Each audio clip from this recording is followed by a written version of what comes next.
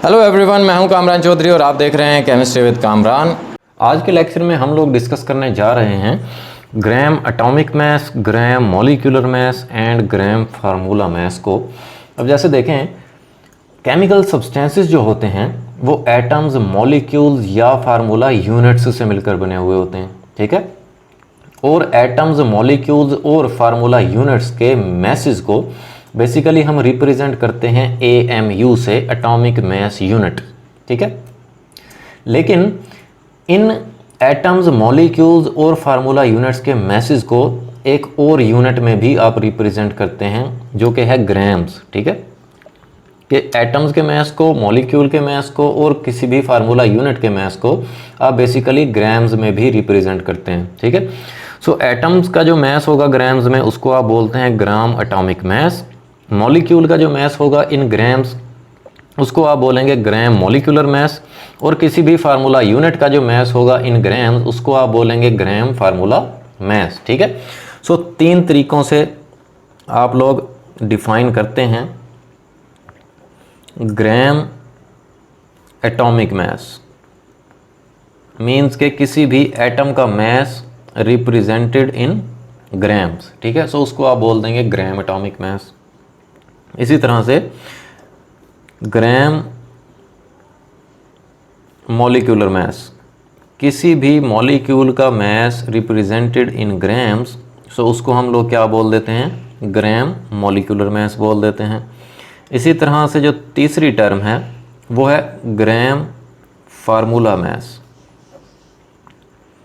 किसी भी formula unit का मास जो होता है, अगर आप उसको ग्राम्स में रिप्रेजेंट करेंगे देन हम उसे क्या बोलेंगे, ग्राम फार्मूला मास बोलेंगे, ठीक है। अब हम 1 बाय 1 डिटेल से इन तीनों को हम डिफ़ाइन कर लेते हैं और इनकी हम एग्जांपल्स देख लेते हैं। तो 1.4.1 में सबसे पहले हम लोग डिफ़ाइन कर लेते हैं ग्राम एटॉमिक मास को।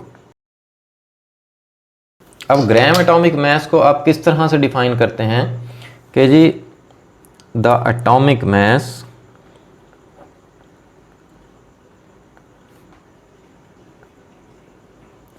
ऑफ एन एलिमेंट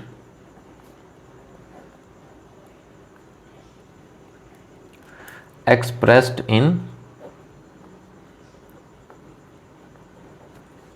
ग्राम्स,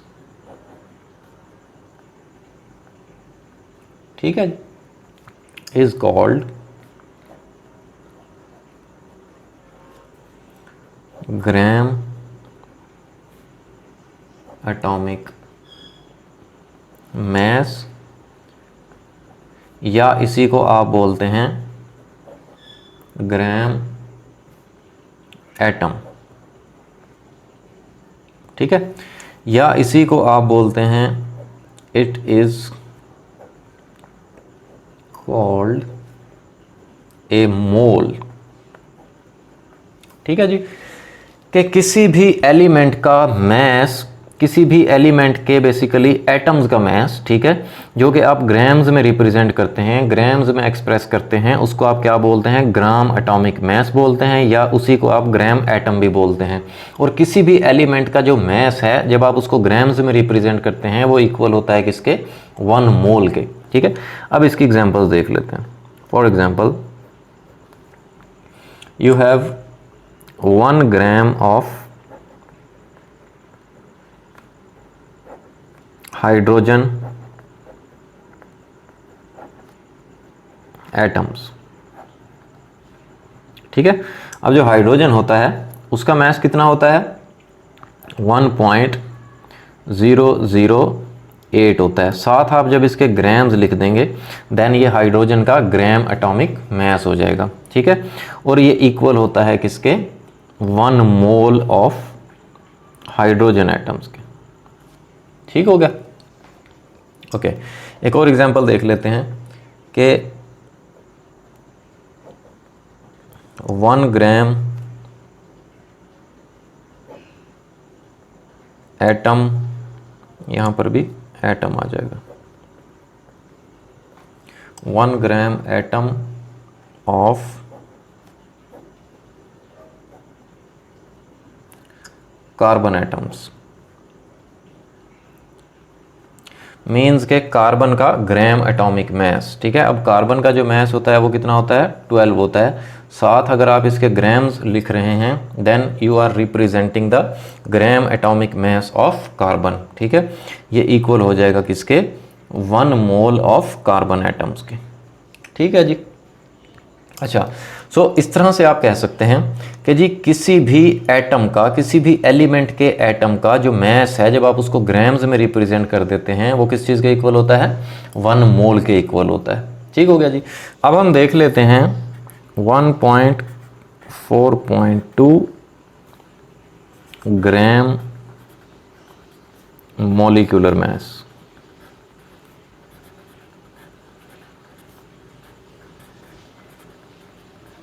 ठीक है। ग्राम मॉलिक्यूलर मास क्या होता है, कैसे आप इसको डिफाइन करते हैं, और हम इसकी एग्जांपल्स देख लेते हैं, ठीक है जी। अब ग्राम मॉलिक्यूलर मास को कुछ आप इस तरह से डिफाइन करते हैं, the molecular mass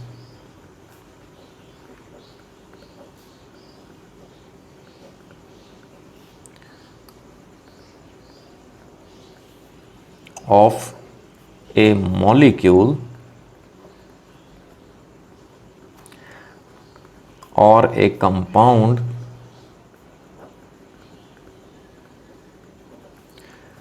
expressed in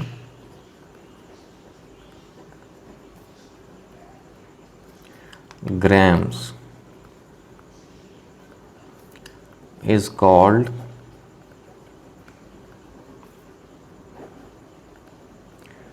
gram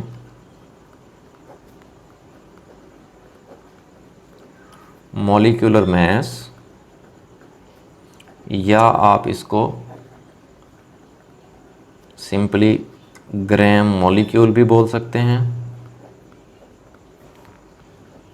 it is also called a mole, ठीक है जी। कि किसी भी मॉलिक्यूल या कंपाउंड का जो मास होता है अगर आप उसको ग्राम्स में रिप्रेजेंट कर दें देन आप उसे क्या बोलेंगे, ग्राम मॉलिक्यूलर मास या सिंपली ग्राम मॉलिक्यूल बोलेंगे, ठीक है। और किसी भी मॉलिक्यूल या कंपाउंड का जो मास होता है जब आप उसको ग्राम्स में रिप्रेजेंट करते हैं तो वो इक्वल होता है किसके, 1 मोल के, ठीक है। अब हम एग्जाम्पल्स देख लेते हैं।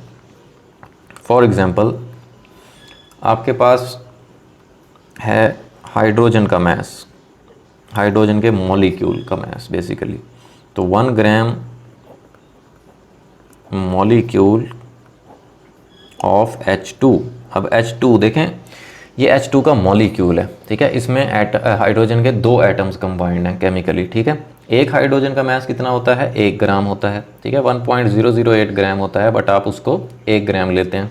सो H2 का कितना हो जाएगा, 2 ग्राम हो जाएगा, ठीक है। सो ये इक्वल होगा किसके, 1 मोल ऑफ हाइड्रोजन मॉलिक्यूल के, ठीक है। ये हाइड्रोजन मॉलिक्यूल था, इसका मास 2 ग्राम है, आपने ग्राम्स में रिप्रेजेंट कर दिया और ये इक्वल होगा किसके, 1 मोल के। इसी तरह से एक और हम एग्जांपल देख लेते हैं, 1 gram molecule of water H2O, ठीक है।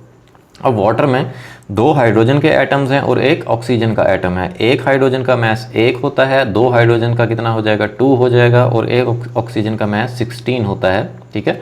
सो 16 एंड 2 कितना हो जाएगा, 18 हो जाएगा।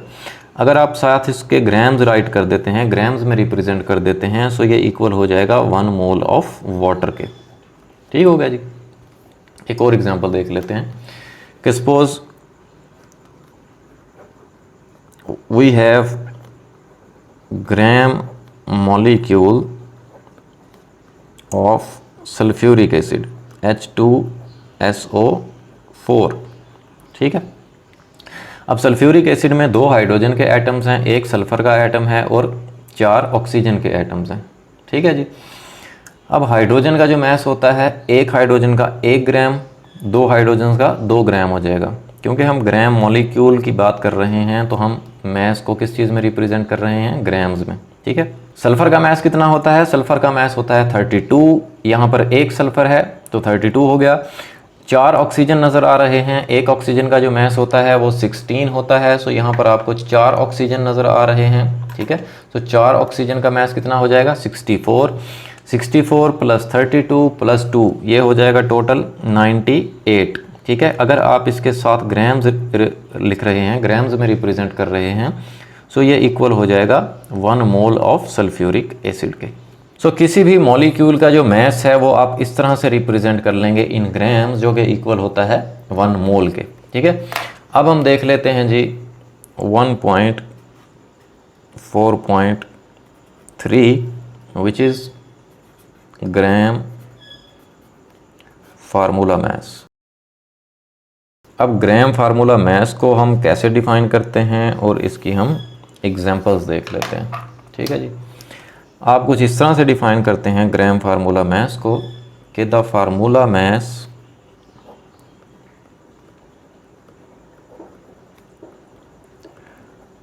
Of an ionic compound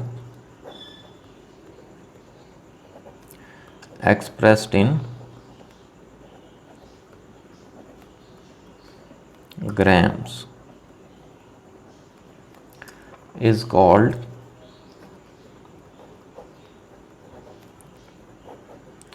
gram formula mass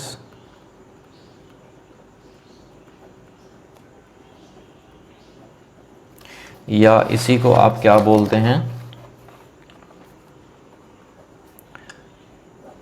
gram formula,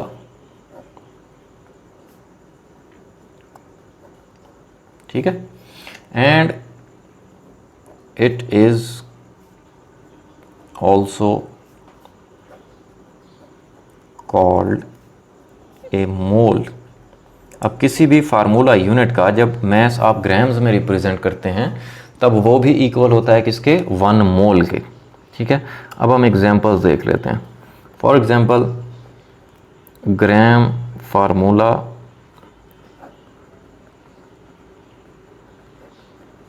of sodium chloride NaCl, ठीक है।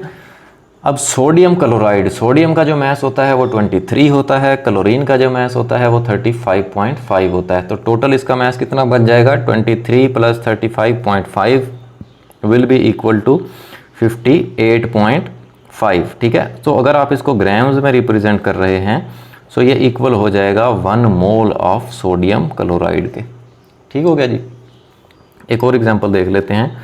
Suppose gram formula of calcium carbonate CaCO3, ठीक है। अब इसमें आपको 3 तरह के एलिमेंट्स नज़र आ रहे हैं, कैल्शियम, कार्बन और ऑक्सीजन।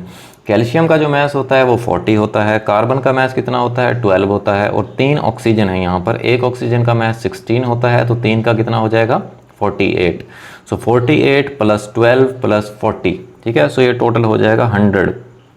अगर साथ आप इसके ग्राम्स लिख देते हैं, ग्राम्स में रिप्रेजेंट कर देते हैं इसके मास को, देन ये हो जाएगा equal to 1 mole of calcium carbonate, ठीक है। सो इस तरह से बेसिकली आप ग्राम एटॉमिक मास, ग्राम मॉलिक्यूलर मास और ग्राम फार्मूला मास को रिप्रेजेंट करते हैं। होपफुली आपको बड़े अच्छे से क्लियर हो गया होगा।